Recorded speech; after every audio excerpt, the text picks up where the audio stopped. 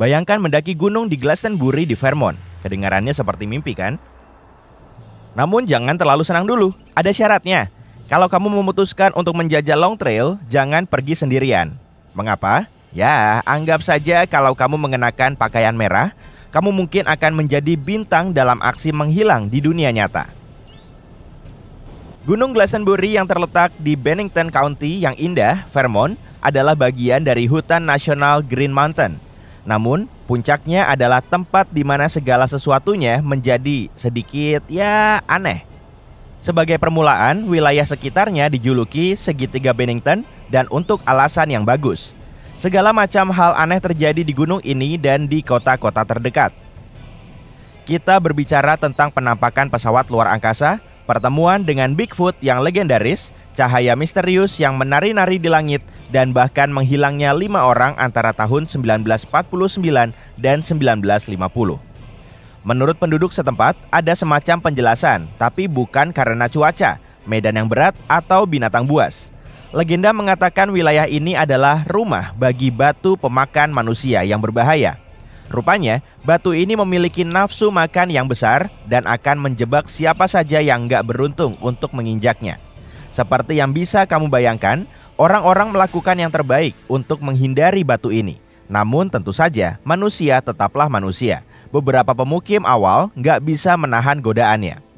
Kota Glastonbury dan Somerset dulunya adalah kota penebang kayu yang ramai, memasok kayu dan pohon.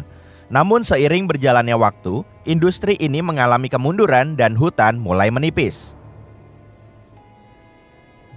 Glastonbury sempat menjadi resor wisata musim panas, namun keadaan berubah menjadi lebih buruk hanya dalam waktu 1 tahun.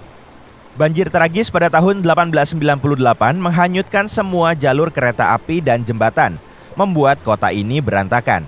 Sayangnya, kota ini nggak pernah berhasil bangkit kembali. Saat ini, Glastonbury dan Somerset sudah nggak seperti dulu lagi, dan alam dengan anggunnya mengambil alih, hanya menyisakan lubang-lubang di ruang bawah tanah sebagai pengingat akan orang-orang yang pernah menyebut tempat ini sebagai rumah. Bagaimana dengan orang-orang yang hilang? Semuanya berawal dari Midi Rivers, seorang pemandu gunung berusia 74 tahun yang sudah berpengalaman. Pada suatu hari di bulan November tahun 1945, Rivers memimpin sebuah kelompok melewati Hell Hollow, sebuah area yang sangat menyeramkan di barat daya hutan Glastonbury. Ketika kelompok tersebut berjalan kembali ke perkemahan, Rivers secara misterius mendahului semua orang dan kamu bisa menebaknya. Dia lenyap begitu saja. Tentu saja, pihak berwenang dan sukarelawan yang peduli segera bertindak. Mereka menjelajahi padang gurun yang luas di Gunung Glastonbury selama 8 hari, berharap untuk mengungkap misteri tersebut.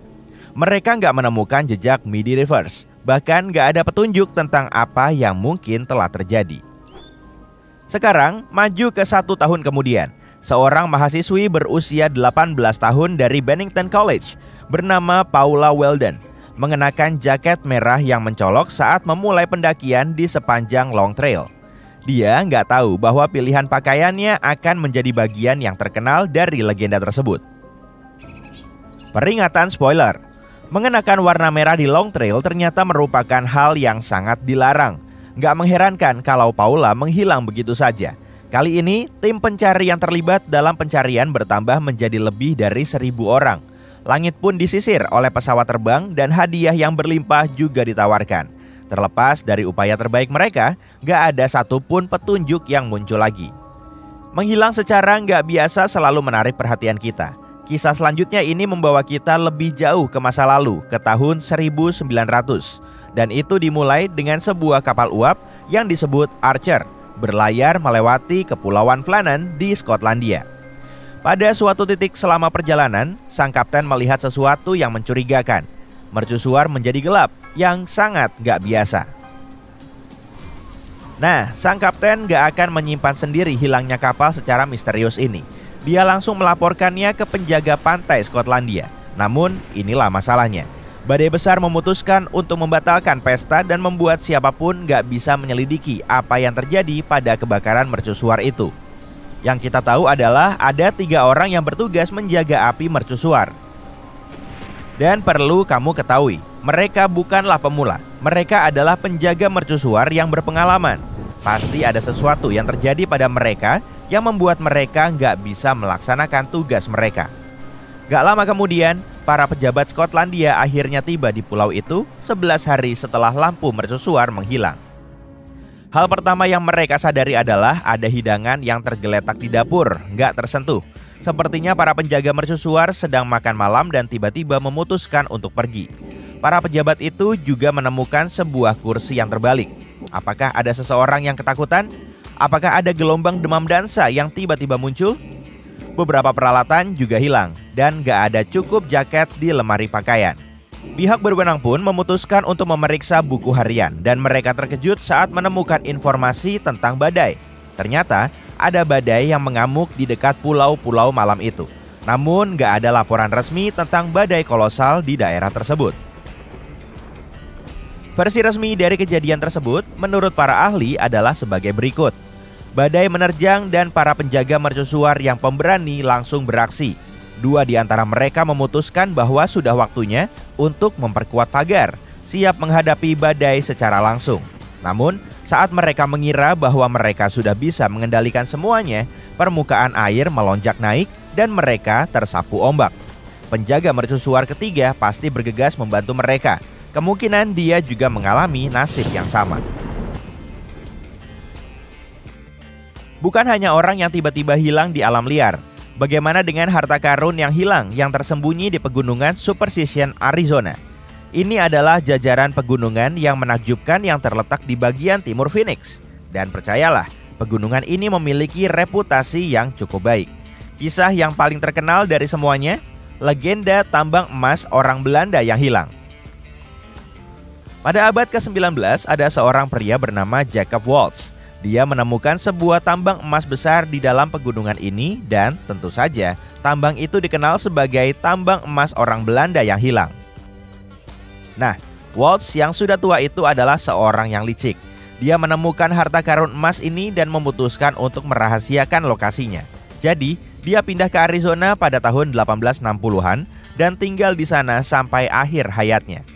Namun, disinilah segalanya menjadi menarik. Pada tahun 1891, banjir besar melanda Phoenix dan menimbulkan malapetaka di pertanian Waltz. Di antara banyak lainnya, tragisnya dia jatuh sakit dan meninggal dunia. Namun, apa yang terjadi di hari terakhirnya, itulah yang benar-benar menjadi latar belakang kisah kita. Seperti yang diceritakan dalam cerita, Waltz memutuskan untuk membuat pengakuan kepada seorang wanita bernama Julia Thomas yang telah merawatnya. Waltz membeberkan tentang tambang emas yang tersembunyi di pegunungan Superstition. Dia bahkan bekerja lebih keras lagi dan menggambar peta kasar yang menggambarkan rute menuju harta karun ini. Gak lama kemudian, sebuah surat kabar lokal memutuskan untuk memulai petualangan besar untuk menemukan tambang yang sulit dipahami ini. Julia dan sekelompok orang pemberani bergabung dalam ekspedisi ini, berharap untuk menjadi kaya raya. Namun, sayang, meski sudah berusaha keras, mereka kembali dengan tangan hampa. Sekarang inilah bagian yang lucu. Julia dan teman-temannya yang merasa sedikit putus asa dan menyadari bahwa mereka nggak bisa menemukan tambang emas, memutuskan untuk menjual salinan peta tersebut dengan harga masing-masing $7.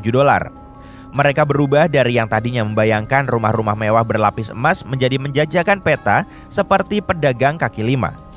Hey, saat-saat putus asa membutuhkan tindakan yang putus asa kan?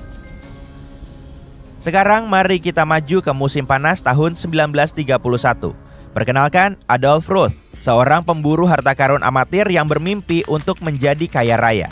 Berbekal binar di matanya, dia berangkat untuk menaklukkan pegunungan Superstition untuk mencari tambang emas milik orang Belanda yang sulit dipahami. Namun sayang, segalanya berubah menjadi gelap. Setelah berkeliaran di sekitar puncak-puncak terjal itu, Adolf yang malang secara misterius menghilang. Berita tentang kejadian aneh ini menyebar dan menarik perhatian seluruh bangsa. Tiba-tiba, semua orang ingin tahu lebih banyak tentang tambang emas orang Belanda yang hilang. Selama bertahun-tahun, banyak petualang yang mencoba peruntungan mereka di pegunungan Superstition. Tapi kamu pasti sudah bisa menebaknya sekarang. Emasnya tetap tersembunyi hingga hari ini.